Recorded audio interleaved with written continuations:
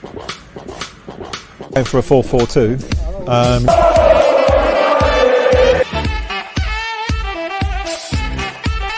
He didn't know what was going on in the room. Lindelof managed to refrain from swearing.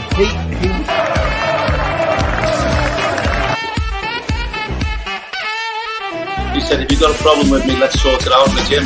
He's actually defending the look. The thing is... Come on!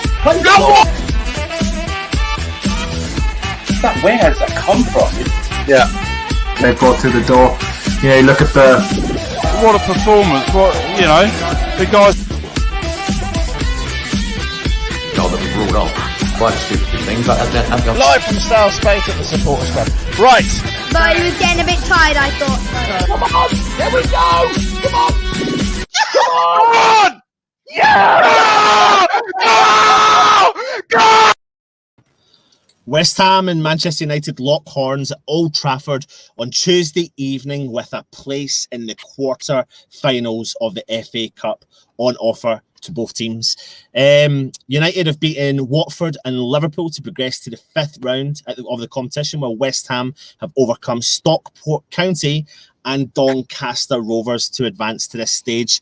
My name's Anton. Welcome back to West Ham and United. And we've got Stato back. Matt is back. Matt, how you feeling, mate? I'm feeling a lot better than I've been. COVID is real, mate. Got hit by a train, but I'm back. It's all good. And we go again. Man. Yeah, absolutely, mate. It's good to see you. And fifth round of the FA Cup, mate. How you feeling? And Manchester United up next. We could have had an easier draw, let's be honest. There's still easier teams in it. But Man United's an awkward one. Because they were actually in a really good bit of form. Yeah. Really, I think since they played us. And they, in the league game, they won 3-1. I think since then they've really been on an upturn of form. They've got quality players, and it's just finding a balance. But yeah, they're a dangerous team. You can get out of them defensively, but going forward, they are a very dangerous team. Yep. Well, listen. I mean, we've been on a bit of form as well. I mean, not the last couple of games hasn't gone fantastic, or the last game in particular hasn't gone fantastically well. But obviously, we had some good news today. But before we talk about West Ham, without further ado, let's bring on the opposition fan that we do week in and week out.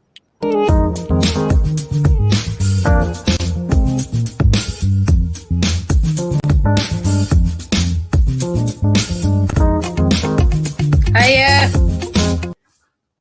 Just like everyone to welcome Natalie. Natalie, thank you very much for joining us again on West Ham and United. How are you doing?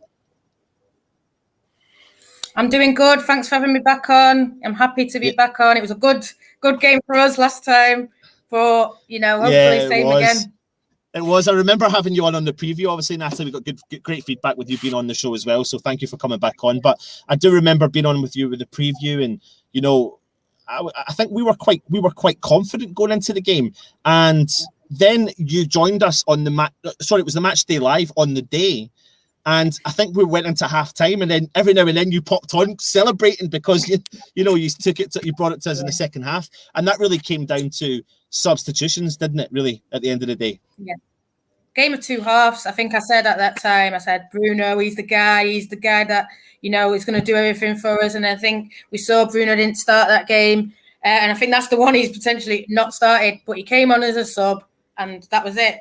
Yeah. Finished. And, we just saw our clash. And I think like what Stato said, we've been in a good run of form after you guys. We've been in a good run of form. At the minute, it's a bit dodgy, but, after that game, we really picked up, and because I think we were a 50-50 team. We were first half absolutely shocking, and then second half amazing, and now I just think we're just clicked into gear where it's constant. We're just that steady stream, and it's what I love. I love Man United, and I love to see them sort of pushing. Yeah, we might not be a top, Man City.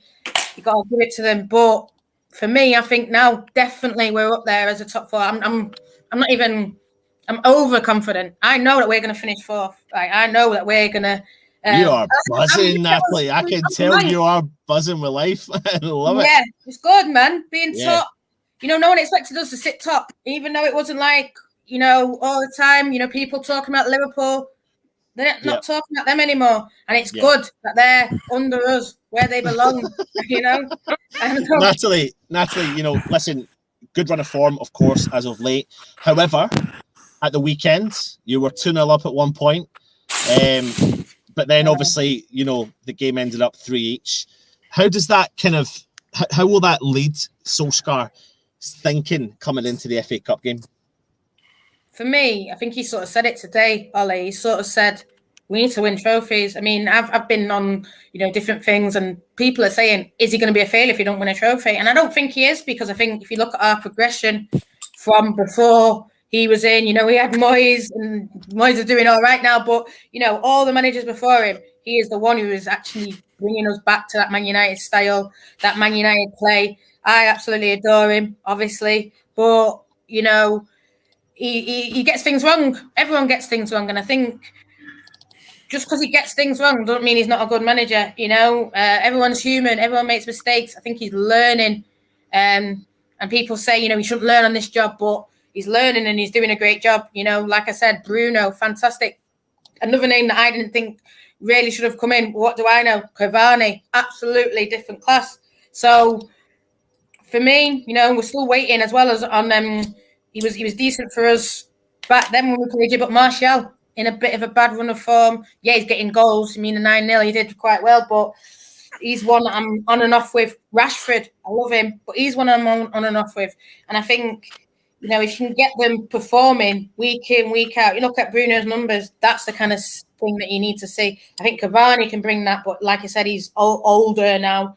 I think just let's build, keep adding in players. He wanted Sancho, couldn't get him. I think, they need to bring in players, shore up that defence. And once they do, for me, I think it's game over. Man United, I don't want to say we're back, but we are back. And I think we're going to win titles soon. And I think let's start now. Bang, let's win the FA Cup. Yeah, what is it that Rio says? Is it not, as he says, Ollie's at the wheel?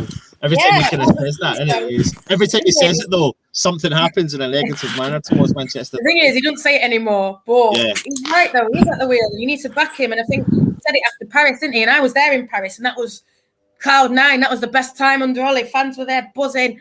And I just think, that's what we need to get back to, that thing. It should be normal going out and winning in Paris. And I think he's sort of bringing that to us. It is normal going out and winning games week in, week out. And the weekend, I was upset, man. Look at the way you concede that. Stupid the way you concede that.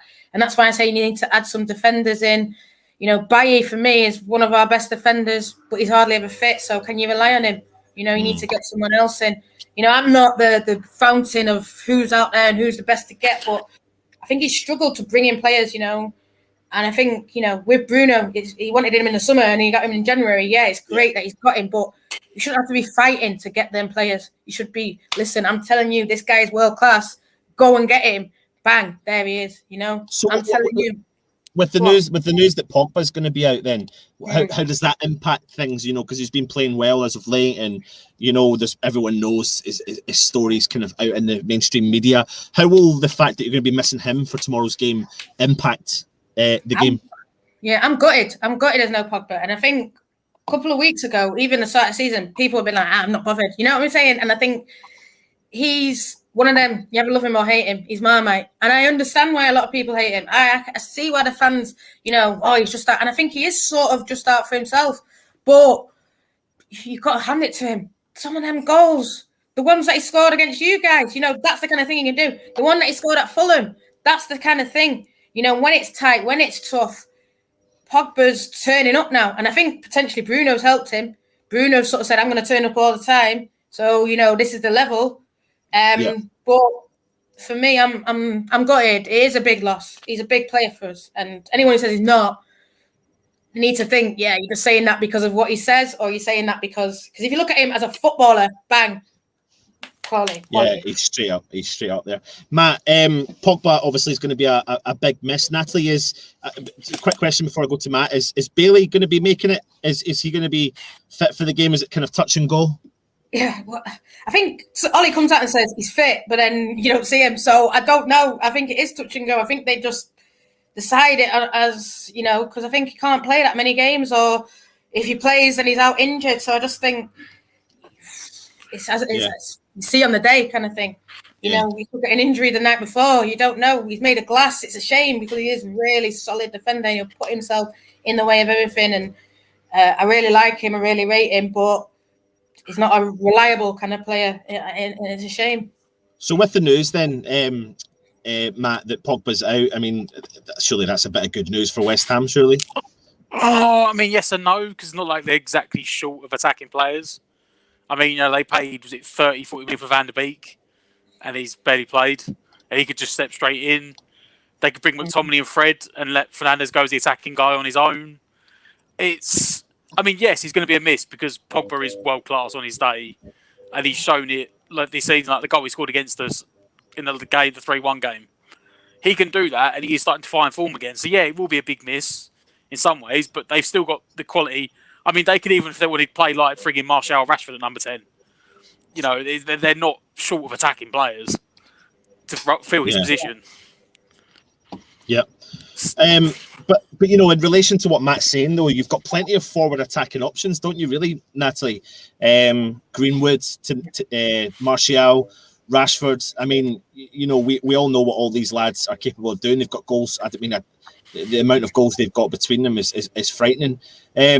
What lineup do you? What start like up forward, up front? What do you see Solskjaer doing for the game tomorrow? I can definitely see Cavani, Rashford. I mean, Martial, Greenwood. That's the one. Yeah. That's the one. I'm a bit like, yeah. I can. For me, Cavani's the best.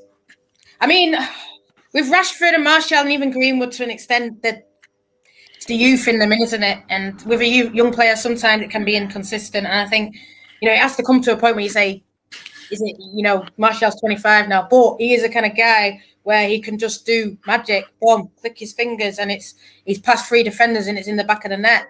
And you're just like, how do you do that? But then he's the kind of guy who will just stand around the pitch, walk, not press. It's one of them. So I think for me, as a Man United fan, I always want to see Cavani on the pitch. I always want to see Bruno on the pitch. For me, I love him. Scott McTominay. For me, he's the best. He's the one that I would always have in midfield. I think he's pressing. He's box to box. He can get in the box. The goal that he scored against Leeds was just that him on the edge of the box and just driving forward. And I think, you know, that's potentially where you see the best of Scotty. But I think he will then drive back, press, intercept, tackle. Big, strong lad. I like him. I really do. I know not all our fans like him, but I really like him and rate him alongside Fred. I see something like that. But it's like what Stato just said. Attacking, I'm happy. It's defence. You know, it's conceding silly goals, set pieces. I'll come on to that one in a minute then, Matt. When it comes to Cavani, you know, a lot of fans thought genuinely that when they were bringing him in, was it his last payday, etc. But Manchester United have a kind of history of bringing in a player of that sort that get the utmost, I don't know, quality into their career for them. They get goals. They become pivotal to their thing. I mean, what was your thoughts on when they signed him? And I mean, do you fear him? Do you fear him? Well, yeah, I mean, like you said, it's not the first time they've done it. You know, they've done it with Ibrahimovic. They've done it with Henrik Larsson. They have this thing, and the thing is as well is that you said about Rashford, Greenwood, Martial, they're not really like centre forwards. They're really like wing forward. They're more happy being out of the wing, cutting inside, and that's been their problem for a while. Is they haven't had a guy to sit in that centre forward role like Ibrahimovic done it. You know, a guy that's going to stay in between the penalty box. He's going to hold the ball up, bring the other guys into play. So yeah, some people thought, oh, you know, Cavani's 35. He's coming off from Farmers League in France.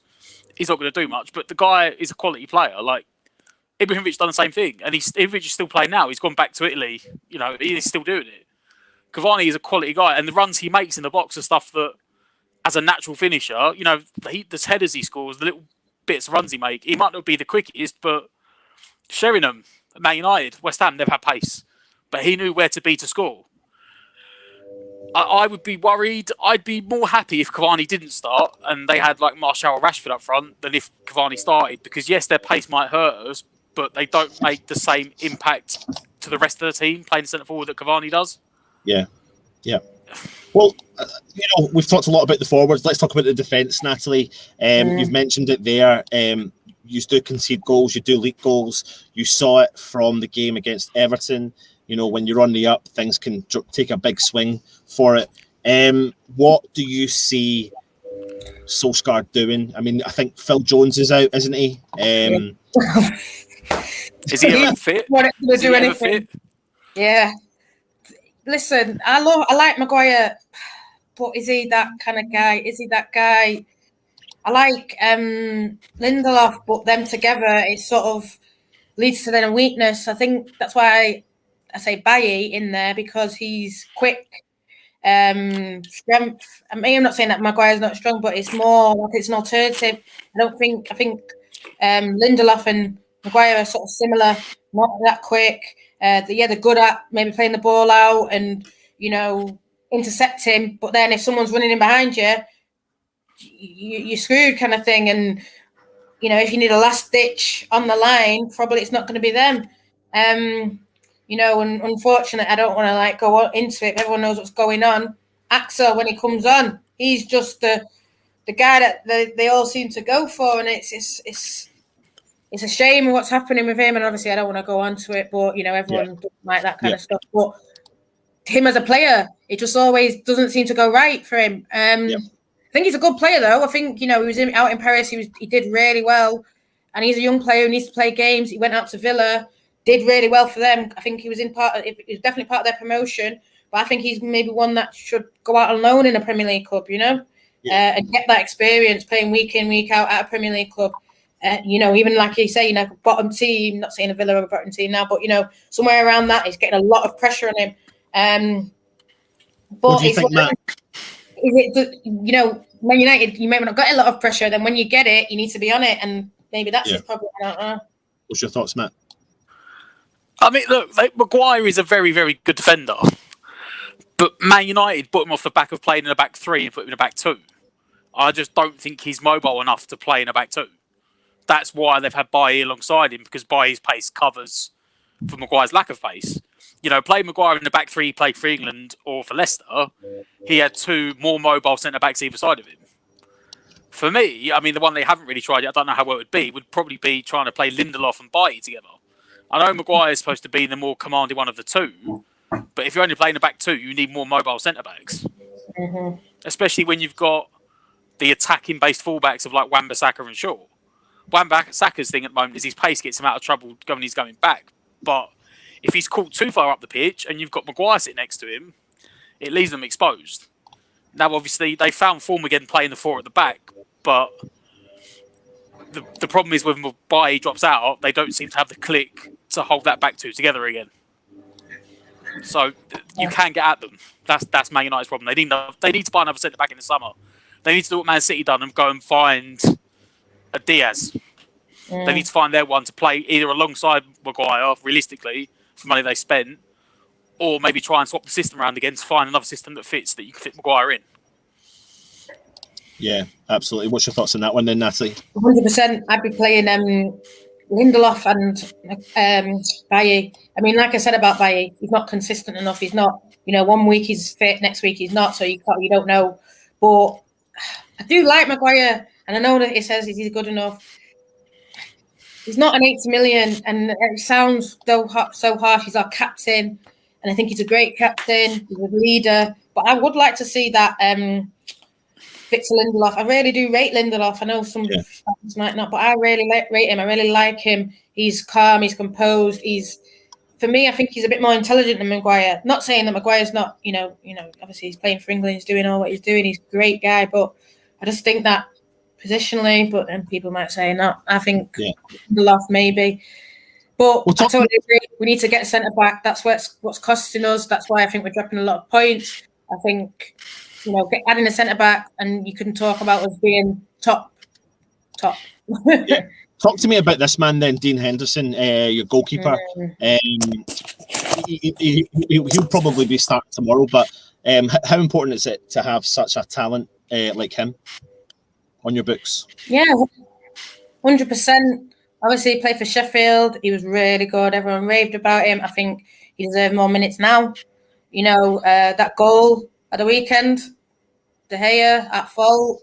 I love De Gea still. Everything he's done, but like I said, I think one's on the way up and one's unfortunately probably on the way down, and that's just the way it is. And I think Dino deserves to start more. Obviously, yes, starting the FA Cup, that's great. That's what I expect. But like with this, I can see. I know we've talked about it. 2 strong teams. I can see definitely a very, very strong Man United team going out.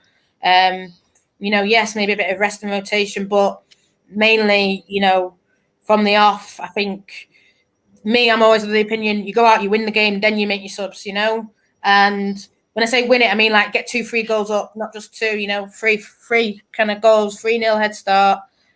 And 60 or 70 minute, then you can start to look at resting people. I think, you want to rest them from the start, but if one team clicks and one team one way does it, then start all them players and then bring up the others. Yeah. So you're predicting then a strong lineup from Solskjaer. You're predicting that he's going to go all out in this game tomorrow because you want silverware, probably exactly the same. Listen, it's been, I don't know, how many years? 40. What are we on now? 41 years, is it? It is. 40 years actually. It's 40 years since we brought home a little bit of silverware. Well, we listen, Natalie, we created a cup. West Ham actually created a cup called the Betway Cup. And do you want to know something about this cup that we created? And there's only one game to play, and it's the final. We've never won it. Yeah. But listen, it's definitely going to be an interesting game. What's your thoughts, Natalie, on West Ham?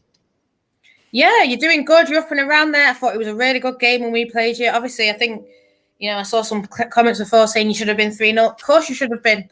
But I think I even came in at half-time and said, listen, don't underestimate us. Bruno's going to come on, this and that. And I think it's no shame to lose him, but you've had really good results. You're one of them teams that, when you're playing a big team, right, it's West Ham today, you've got to be on form. And I think, if any team underestimates you, then they'll be stupid to do that. But I know your latest game, and I saw the Villa game, that was absolute quality. I'm glad that my boy, Jay Ling's doing well, got his goals, but then I saw he had a dull 0-0 against Fulham, and it's a bit, what is it? What kind of Moyes are you going to get? But no, he's doing actually well, and I'm actually happy for him that he's doing well now with West Ham. Well, am I right in saying this, Natalie? Doesn't Moyes not still have the best win rate for Manchester United as a manager? I don't know about that. He'll have to Stato. I'm not a Stato.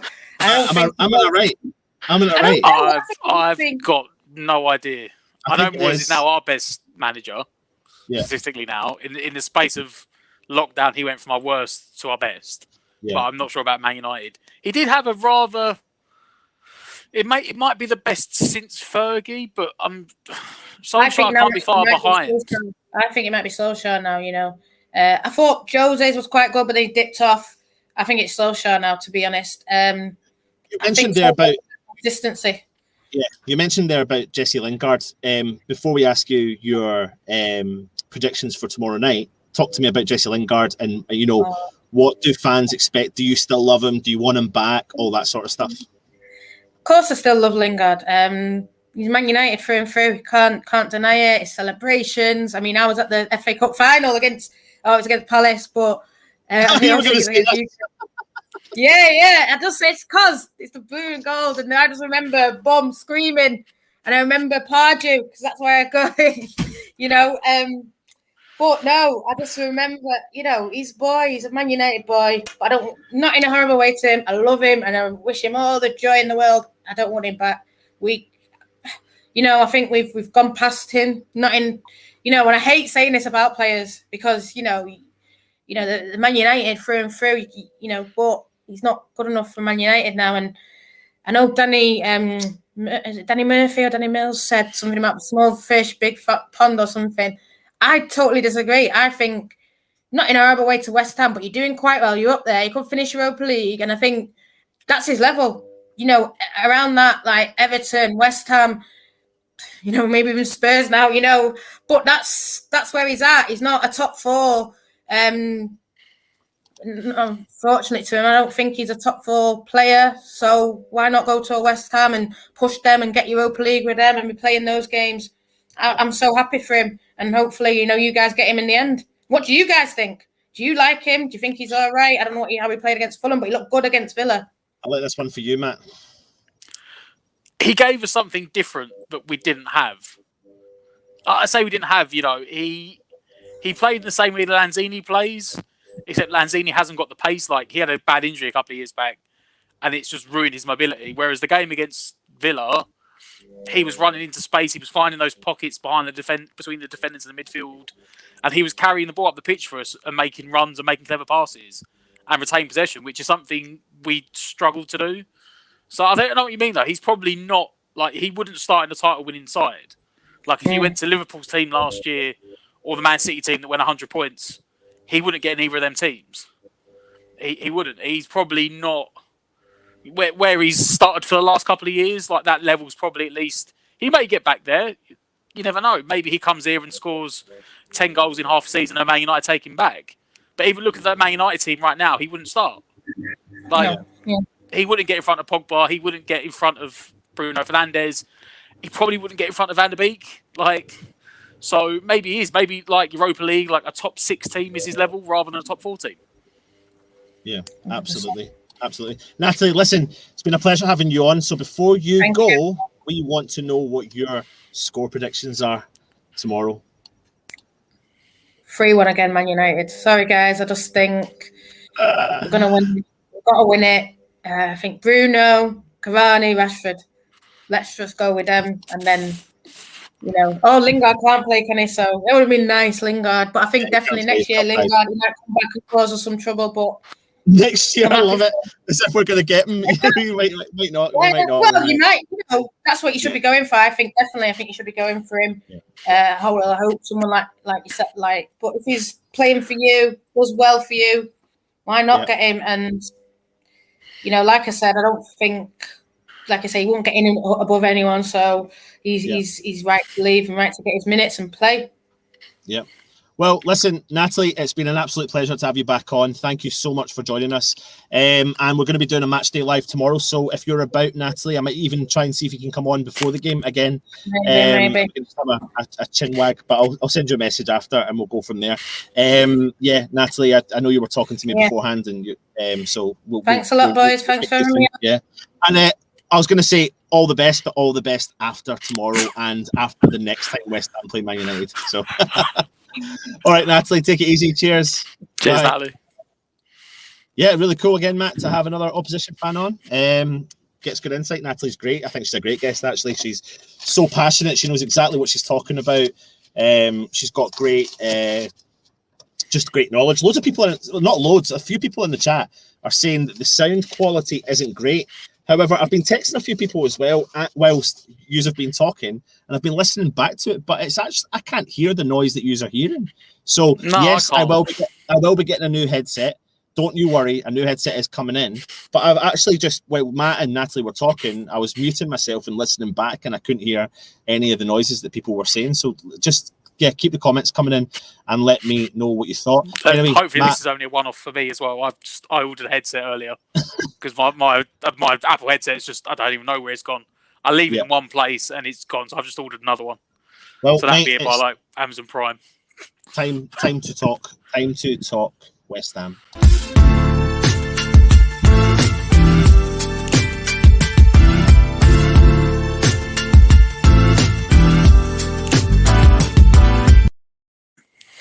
Now, I know you're in the background and he's saying that the noise isn't great, to be honest, but it's not that I'm worried about. Is there echoing and is there crackling? I can't hear echoing and I can't hear crackling when I look it back. So as long as you can hear me, and then it says lagging and cutting out a bit, some people are saying as well. So let us know, because I can't see it. I'm kind of confused at that.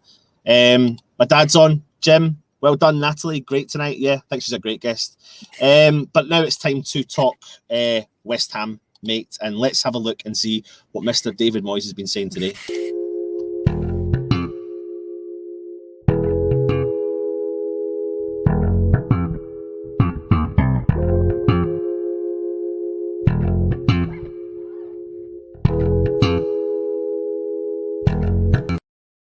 So what did the gaffer say today in his press conference, Mr. David Moyes? I'm looking forward to the cup game. It's obviously a tough draw for us, and often in the cup you need to get good draws as well. But to get to the final, you're going to have to win some big games. We're up against pretty much in form side, and that is so true, Matt, isn't it?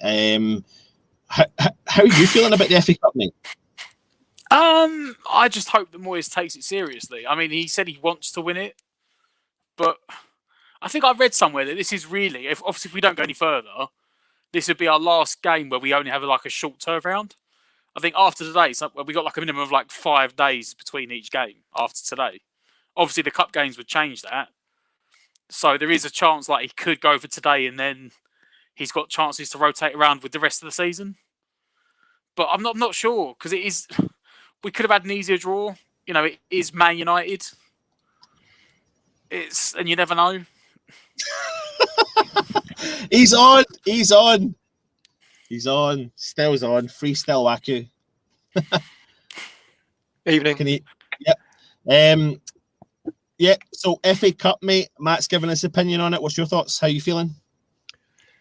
It's going to be a tough game, isn't it? Man United have got, they can grind out results, can't they? Even if they don't play well at the moment. I think it's going to be dependent on what team Moyes wants to turn up.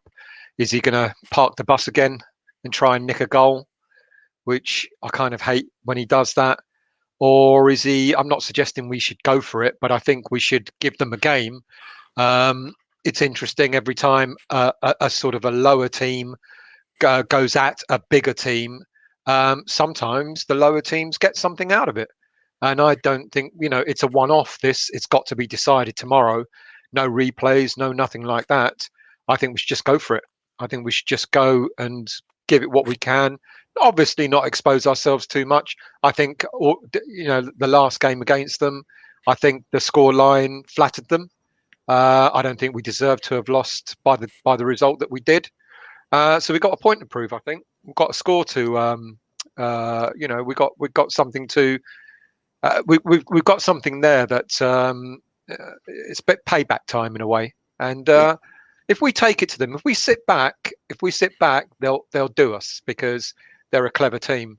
But what we take a lesson from Fulham at the weekend, where they closed us down really fast. They didn't give us an opportunity to play our game, and that's what we should try and do with Man United tomorrow night. We should try and be right in their faces and really make it hard for them. Yeah, absolutely. Listen, just quickly, loads of people in the chat are saying that there's a massive buffer. So I've just quickly went back in there when you were talking still, and I can actually see the buffer. So it's like me going like this. Hello. Yeah. But it's happening with all of us on the streams. It's not happening now on yours. It was happening on yours. Yeah. But please keep me up to date. I really apologize for that because it's not normally like this for some reason, so we don't really have a clue why it's doing that, but I'll keep an eye on it. I've got full internet, full Wi-Fi, don't understand, so please keep it up and let us know what everyone is saying. Let's see what else Moyes is having to say. He's relating this to Mikel Antonio. He's still fatigued, so it'll be a close call whether he makes it or not. We'll need to assess him tomorrow to see if he's able to play or not. What's your thoughts on the Antonio situation, Matt? For me, that just screams out he's not playing tomorrow. That just, to me, that screams out he's had the tweak. He's probably going to be out for 2 or 3 weeks, but he doesn't want to admit it because the window just shut and we didn't sign a centre forward. So, it's a fitness test, and then he doesn't play, and they can go, look, he didn't quite pass it, and then you can play Sheffield United on the Saturday, and they can stick him on the bench and go, again, he had the fitness test, but he didn't quite pass it, so we're going to have him on the bench and see what happens. And then he's got another week, and we've got like another week to the next game, and then they go, look, he's fit again. And you could have you've blagged like 2 weeks of giving him a rest by 1 week going and say he's failed it, and the next week. I would be surprised if he has anything impacting the game at all tomorrow. I'd be surprised if he's even on the bench. I reckon we'll end up starting someone else up front, and Moyes will try and work his magic again.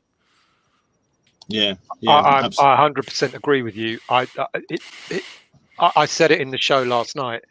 I think Moyes is playing it down because he's got no choice but to do so. And I think Antonio's out And Moyes has got a bit of a get out card really for tomorrow, because he can just turn around and say, I'm resting a few players, and one of them happens to be Antonio. I won't play them in the cup game, but I'll play them in the league. I think we'll find out exactly how bad, because I agree with Matt. I don't think Antonio will play tomorrow. I'd be surprised if he's even on the bench. But we'll find out at the weekend whether he's really injured, how badly injured he is. And I think he's playing it down, to be really honest with you. Oh, are they hearing a rattling noise since I joined? Is that right? So I'll tell you what I'll do. Let me unplug.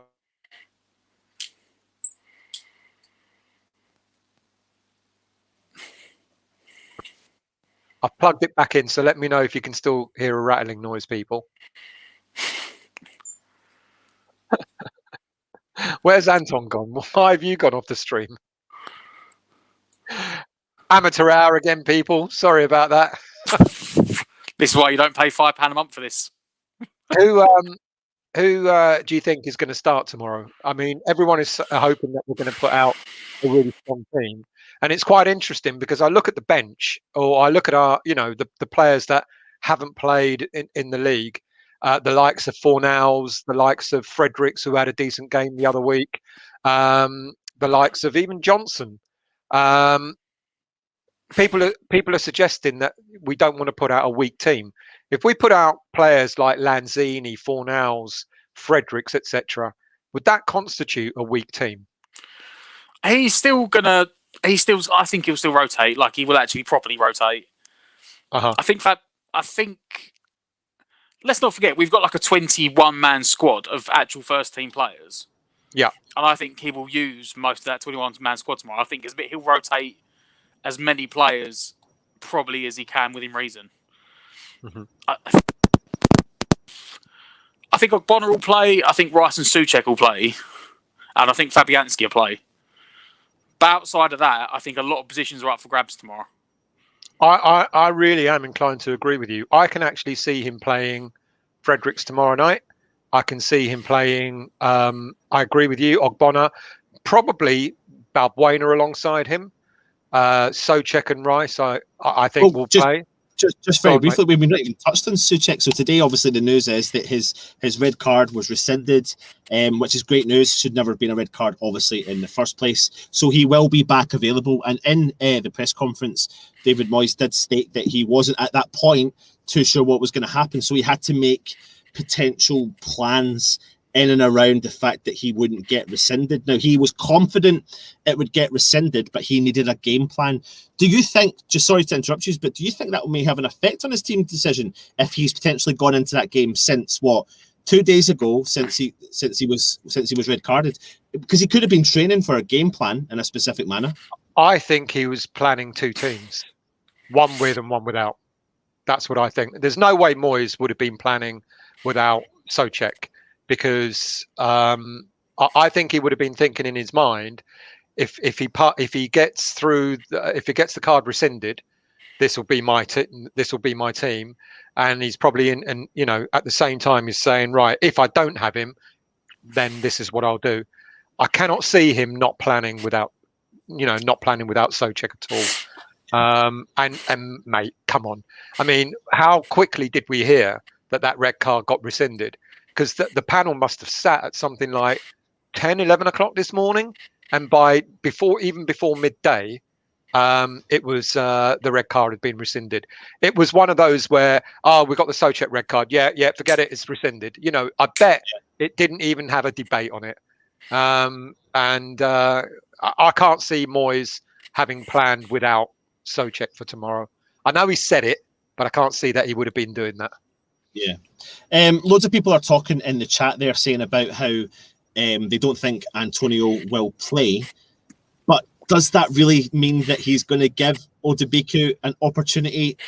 Or are we looking at that man, Yarmolenko? I wouldn't be surprised if Bowen played up front.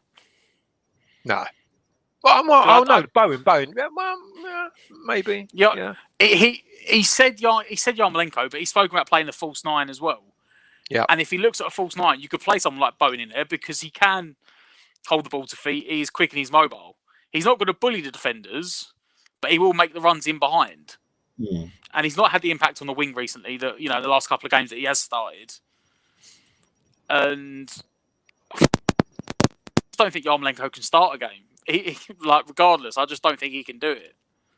So I hope he doesn't, but I've got a feeling, to be honest, if he doesn't start Antonio, and I don't think he will, then there is a high chance it will be Yarmolenko. I don't think Moyes is brave enough to start Odubiko up front on his own. Odubiko, I don't think he'd do it, Moyes. He won't. I agree. I said last night, I think he's got 4 options.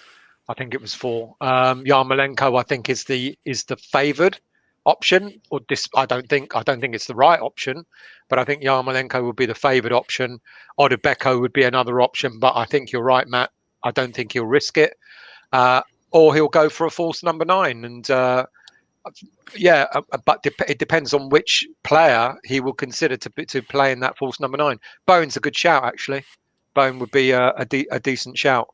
But I mean, it wouldn't be enough. It wouldn't be soon enough for tomorrow. But maybe going forward into the further into the season, he might, if he really thinks he's desperate and Antonio is out, he might go and look for a free agent in a week or two's time. But that ain't for tomorrow, though. No. So I reckon it's Yarmolenko. I think we all resign to the fact that it's Yarmolenko. Or he could surprise us. He could throw a massive spanner in the works, and that might confuse Man United if we did play with a false number 9, because you could rotate that false number 9 as well. Yeah, I mean, he's got a big history of putting out random team selections and different formations, etc. So yeah, it's definitely going to be an interesting one. What we'll do is we'll start going through the team and dissecting who we think will play, who we don't think will play. But in the meantime, get your starting 11 in. Who would you like to see West Ham play put out against Manchester United tomorrow?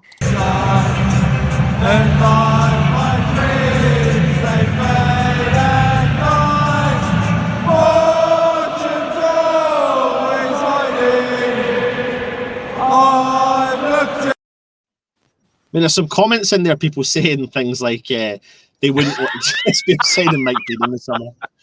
Oh, man. Go on, mate, sorry. People are saying there that there's a couple of people I've seen it, just trying to find it, about Fabianski in goal. I mean, listen, we know it's going to be Fabianski in goal, but people are, I don't know, I'm starting to see a lot of people talking about how they're slightly worried about that position, how they feel like he's starting to slightly panic, playing out from the back. I'm not saying it, I'm just retaliating to what's been said. Fabianski's been accused of being, his distribution has been poor. It's not the first season that people have said that. So, look, who have we got? If he had good distribution, he'd be playing at a higher team. Well, yeah, he was, and then he would, like, because yes, he did. He had the odd mistake, but after he left Arsenal and went to Swansea, he had 3 or 4 really consistent years where he was like one of the best keepers in the league. Don't forget that season we signed him. The season before they got relegated, and he had like the highest save percentage in the league. If he had a better distribution, he would play in a better team. Like, he'd be playing for a top 6 team, because in terms of his saves and the amount of mistakes he makes, he's very, very good. Yeah. But then there's a number of keepers in the league that would be like that. There's a reason why there's very few keepers that do play out from the back. I mean, did anyone watch the Liverpool game? Alisson played out from the back, and he literally gave Man City 2 goals. One of them he literally passed to I think it might be Foden or in the box, and he just chipped it over him to score.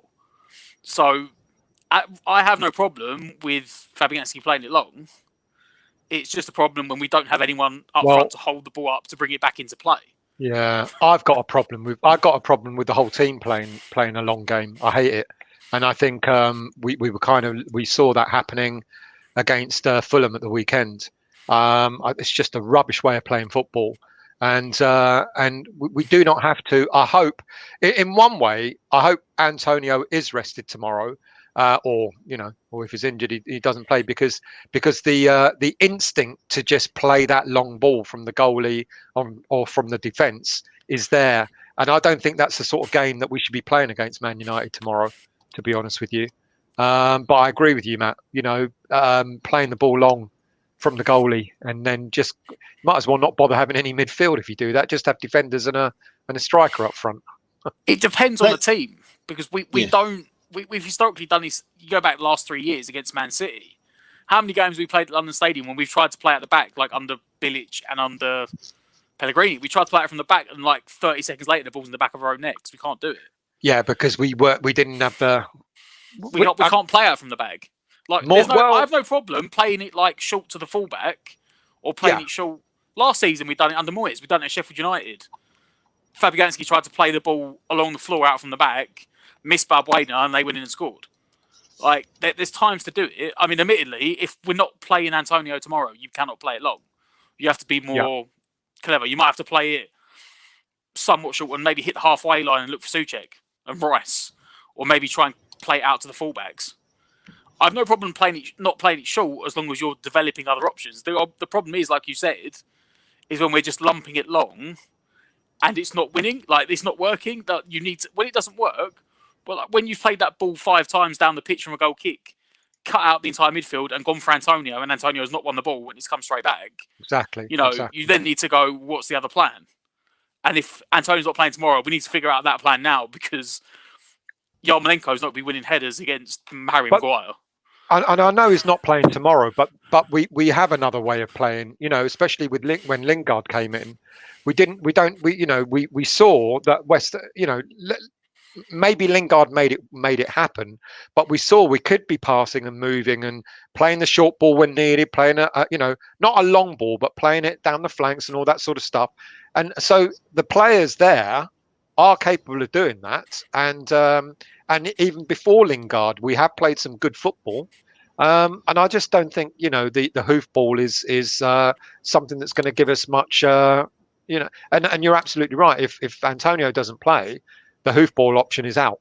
And I'd be really pleased for that, to be honest. So we're pretty much in agreement that Fabianski's going to start. Let's look at the defence. I mean, there's choices there: Sufal, Fredericks, Johnson, Dawson, Barcelona, Diop, Balbuena, Creswell. That's me without even going deeper into the younger setup, etc. What are we thinking with our defence? I think Sofal, Ogbonna. You might see Balbuena play, and probably Creswell. I'm worried about Creswell. He's playing too many games as well. But probably for tomorrow, Sofal, maybe. But why would he change Dawson? Why would he do that? Maybe the same back four then, as has been played the last few games. Yeah, maybe no changes. I've just talked myself into no changes. Matt? I hope it's no changes, but I'm really worried that after that Liverpool game, when he brought Johnson on, that he's just going to entirely shift the formation around and go to a 5 at the back. Because I think he tried that in the Man United game after we conceded 3 goals. Mm. And I'm still worried that he will rotate even if he doesn't. I've got visions of maybe Fredericks. Depending on who plays up front, if Bowen starts up front, I could see Fredericks starting on the right wing. If Bowen doesn't start up front, I've got a feeling he might drop Sufal and put Fredericks in at right back, because we need to rotate some of the players around. We've only had 3 games since the last game, played in Tuesday night. Man United did the same, but it's not a big turnaround for a game when you've played so many games in a short space of time. Especially if we have lost Antonio for a bit, Moyes might be cautious about, we need to make sure we change the teams around. But you don't want to make too many changes. I could see maybe putting Fredericks and Johnson in to swap the fullbacks out. The irony, and he's kind of done this a couple of times now, Moyes. The irony is, I think he should have made a few changes at the weekend to freshen the team up, in order to keep a number of other players fresh for the FA Cup. Because I know you laughed at me, Anton, when I sent you what I thought the team lineup would be, and I made about 5 changes. But I actually genuinely think if he'd played the likes of Fornals, I don't remember who else I said. Fornals, Lanzini, maybe putting Fredericks in for them start, maybe even Johnson. Those, the players that would have dropped for those players coming in, the likes of Creswell, Sofal, Ben Rama, etc., would have been fresh to come in for really go at it for the game against Man United. My worry is if he doesn't, it's damned if you do, damned if you don't. My worry is if he doesn't make changes to freshen it up tomorrow, you could get another tired-looking performance as we had against Fulham. And yet, if he does make changes, people are saying that you run the risk of, getting beat by Man U. Now, I don't actually see a squad of too many second players. People at the beginning of the season were crying out for Lanzini to be playing. Players like that. Well, why is not Lanzini not starting, etc.? So are we now suggesting players like that are, the B players of the squad? I don't know. I think we've got a smaller squad as it is. I think there's an awful lot of those players there that you could argue probably are good enough to start in most average Premier League teams. The only player that hasn't really shown it there is Diop, maybe. He hasn't had the best of times, has he, this season? But all the others, Fredericks might get into an mid-table team. Balbuena could. Johnson, young player, could. So which of those are really our second-rate, our B team players?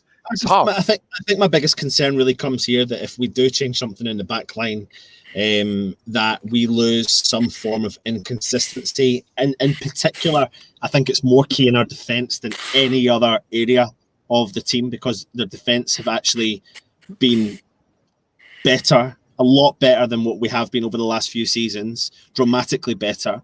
And my biggest concern prior to this season was the inconsistency in team selection. So if you take out one or the other, and I know players need a chance to try and prove a point to get into the side, and I do think I have faith in Balbuena coming in if he's playing alongside Ogbonna. Diop needs to come in and prove himself at all, but I just don't want to see the mismatching, and it's the wrong mismatching of these of the players. So you're putting Ogbonna with Diop or Balbuena with Dawson. I just don't think that's going to work. And that's why I think it's so key. Potentially, you've got to keep the same team. The same backline at least, because they need the confidence. And it's going to show you now if Moyes is going to really want to take this competition as serious as what he's going to say. The only thing with that, mate, is what I said. It's fatigue. The player out of the back four that I'm worried about more is Creswell. Sofal, I think, could run for a week without getting tired.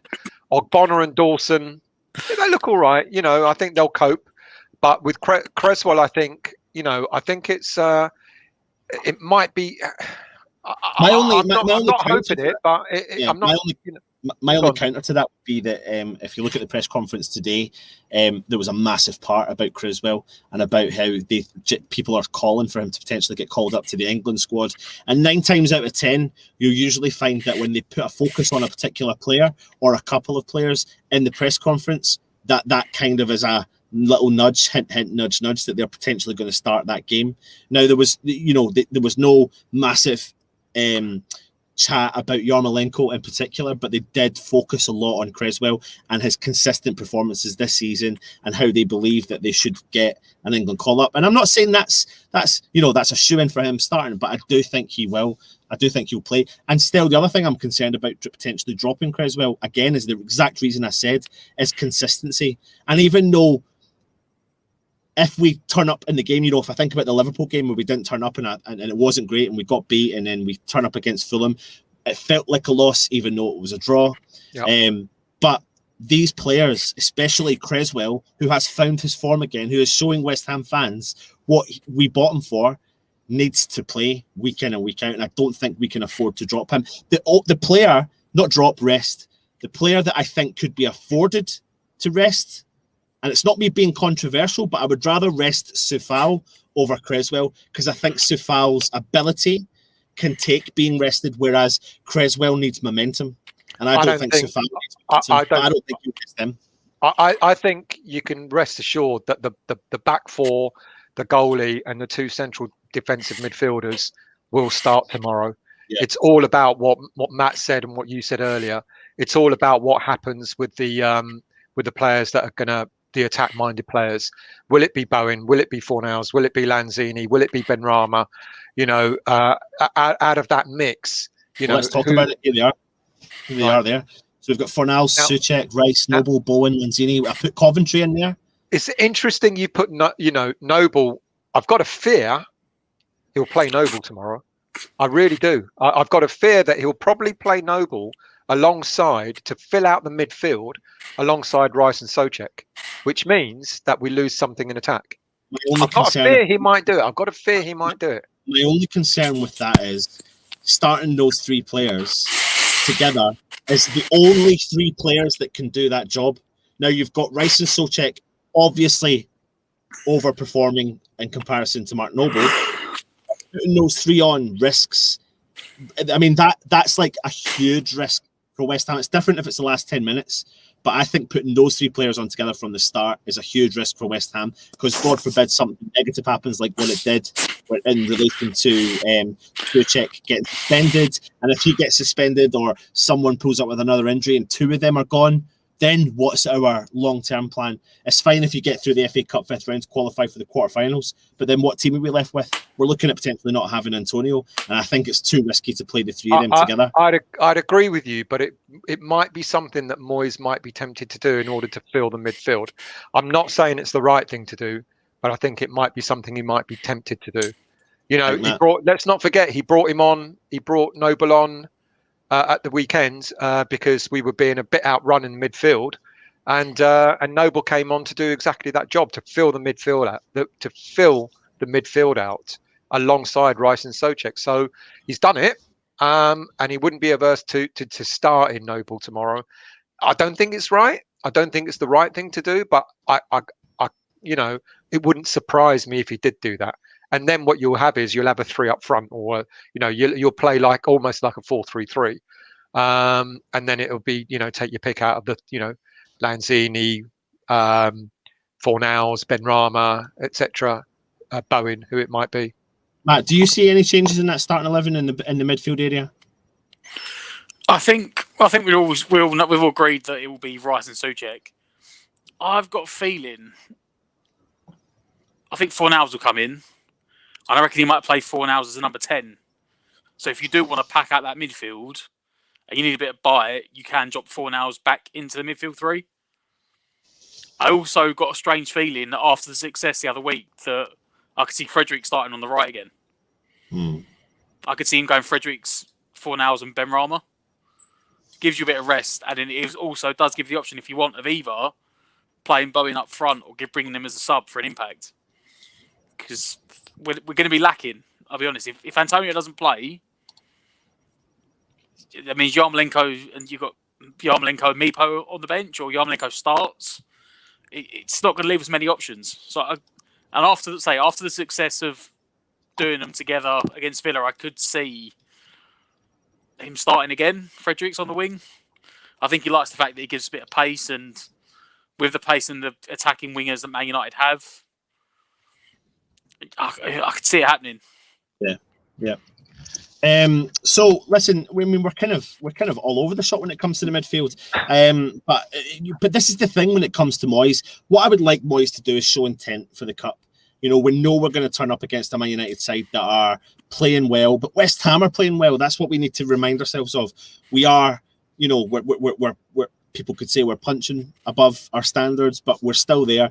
And this is going to be a big test for West Ham in the cup competition. No disrespect to Stockport or Doncaster, but we are turning up against a side that's firing on all cylinders. And I'm hoping that potentially the 3-3 draw that's against Everton, the fact that they were up 2-0 and they were flying, and Manchester United, if you watch that first half in particular, they were flying in that game, for the game to then just totally go up on their head. So we know this season's full of wonderful things and crazy things, but when it comes to the midfield, I think that I don't know, I just get the vibe that he's going to stay the same. I really do. I don't think there's going to be.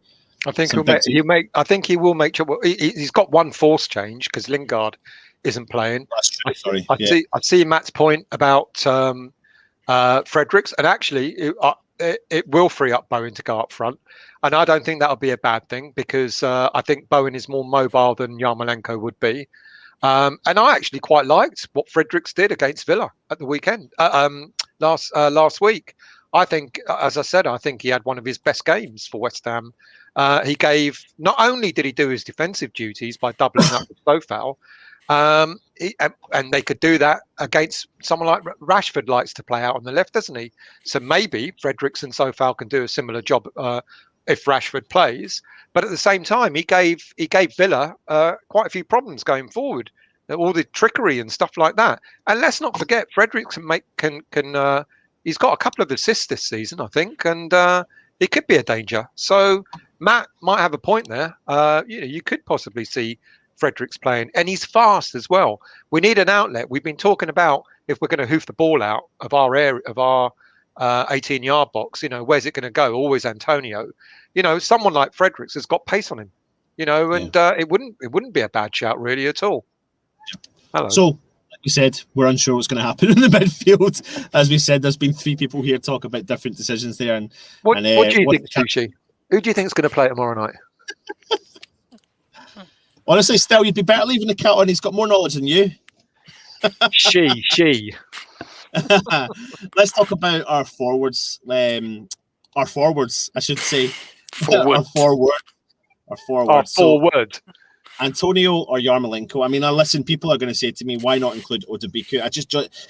I genuinely don't believe it. I mean, we could be in for the shock of our lives, but I just don't see it happening. So if Antonio's fit, does he start? If he's not fit, 1-1. Joan, that is what they call parking the bus. Come on, what do we say? I really don't think Antonio even. I think Moyes cannot risk it. I think Moyes cannot.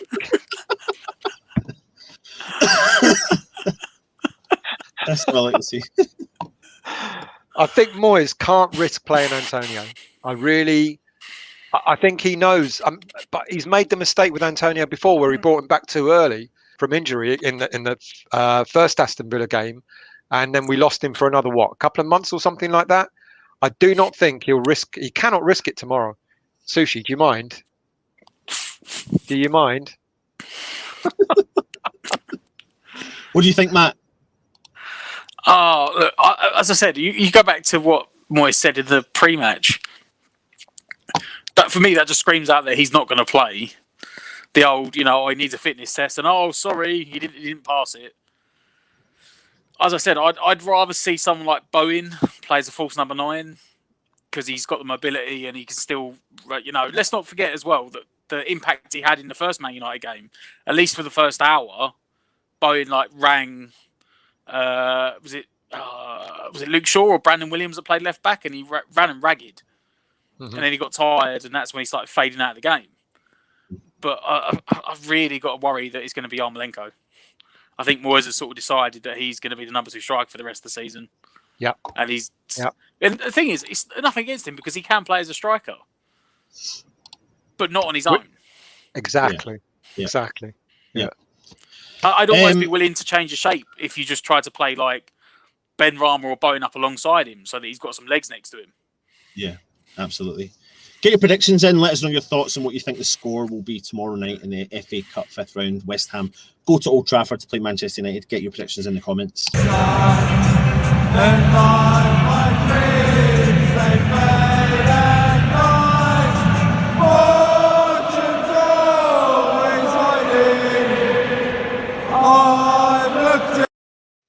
And before we give you our predictions, go across and give this man a little cheeky subscribe. Jake from West Ham Unofficial. Hi guys, Jake from West Ham Unofficial. Quick video for the preview tonight. Who do I fear from Manchester United? Well, their front line, they're formidable, aren't they? They are absolutely superb. But Rashford, for me, is going to be the biggest threat there. I mean, they've got Cavani as well. But Dawson and Ogbonna, hopefully they can kind of nullify their threats completely and be a brick wall in defence. I think they should obviously fear, thank God, that Souček is back. His red card has been rescinded, so we've got Souček back in our favoured kind of central defensive midfield partnership. That's absolutely fantastic. They should fear him, Souček, and Antonio. Hopefully he's going to be fit enough to play. He's going to hopefully pass the fitness test tomorrow morning. But yeah, I'm excited. I am confident now Souček is back that we are going to get a win on the board. So I'm going to go 3-1 to West Ham United. I think they will score, but I think that if we turn up and if we play attackingly and don't go defensive, I think we've got a great chance. Come on, Ryan. Now, young Jake, that is an extremely confident score prediction from the young man. It's going to be an interesting one. Both managers seem to be up for it. I think both teams will be up for it. Before we ask for your predictions, Stel and Matt, I want to know who you fear the most from Manchester United. And I'll put this one to you, Matt. I'll just go for the obvious one. Bruno Fernandes. I mean, you don't have to say that. You go back to the last game. We were winning 1-0 comfortably. They brought on Bruno Fernandes. They scored 3 goals. I think, he's being hailed now as like one of the best January signings of all time. Obviously he scored a lot of penalties, but his actual overall play, like, he makes them tick. He creates the chances, set piece taker. If they're not going to do anything, if they do anything in the game, it generally comes through him. I know they've got all the pacey players, but when he doesn't play, things don't tick. So I'm going to go Fernandes. Same question to yourself, Stel. I was going to say the same player, really. But then, him aside, you can look at any of their front line, whoever might play. Martial, Rashford, Greenwood, take anyone. I think, but yeah, that the player that we've got to stop, because he will start tomorrow, is Bruno Fernandes. If we stop him, which is why I kind of suspect we might pack the midfield out. But if we stop him from playing his game,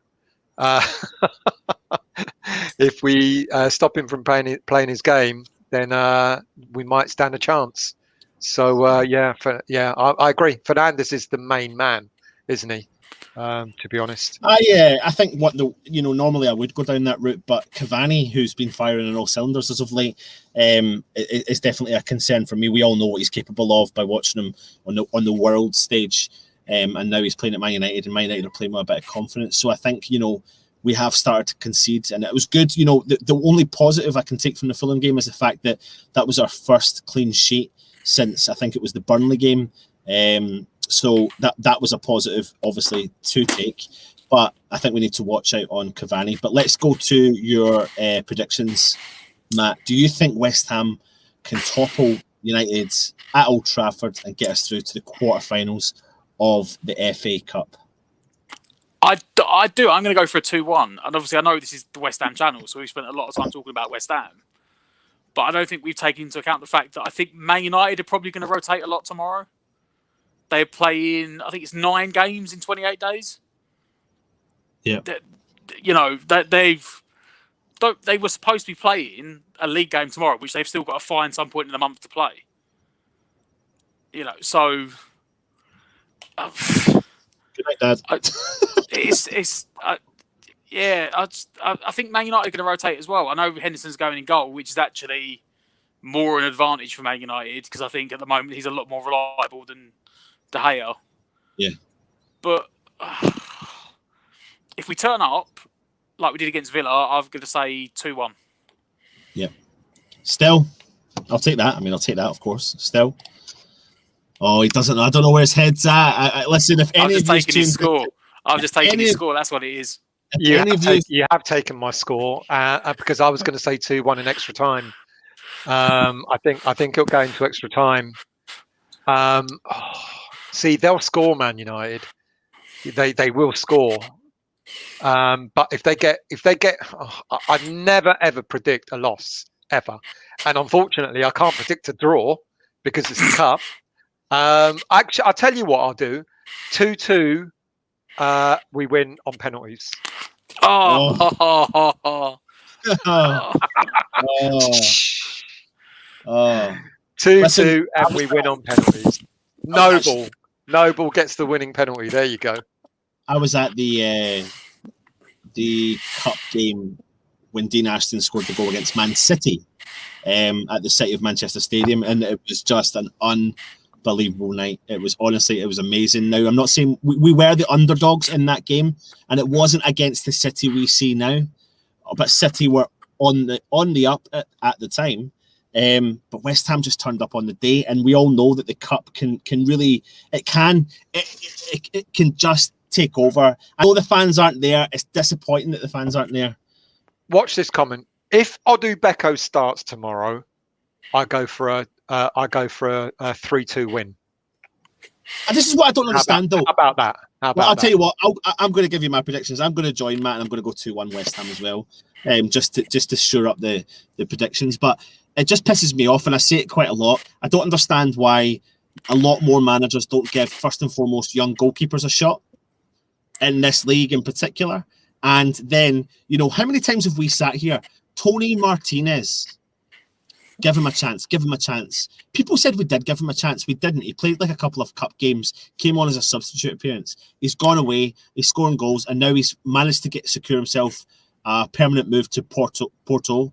Now, I'm not saying he's firing on all cylinders. I think he's doing a job. But sometimes you just think to yourself, just give us the youth a little bit. I said this last night. Yeah. It can be a bit risky if you play a young player in defence, maybe even in midfield. It can be a bit risky. I think there's less of a risk if you play a young player up front because got pace, etc. How old was Marcus Rashford when he broke into the Man United team? We've had so many. Michael Owen played when he was 18. We've had loads of players start their careers at the age of 18, 17, 18. So I agree with you. I don't think it's a biggest risk. What's the risk in starting Odubeko? And if it doesn't work by half time, haul him off, and then go for an alternative. I think it's much less of a risk playing a young striker, than it might be in defence or goalie or whatever. But I agree with you, Anton. But Moyes, as much as he loves, bringing on young players, etc., because he has done it in his career, he's still very, very, very, very risk averse, which is why Odubeko will be on the bench. I hope he proves me wrong. I hope he proves us all wrong. Absolutely. Anything else you lads want to talk about?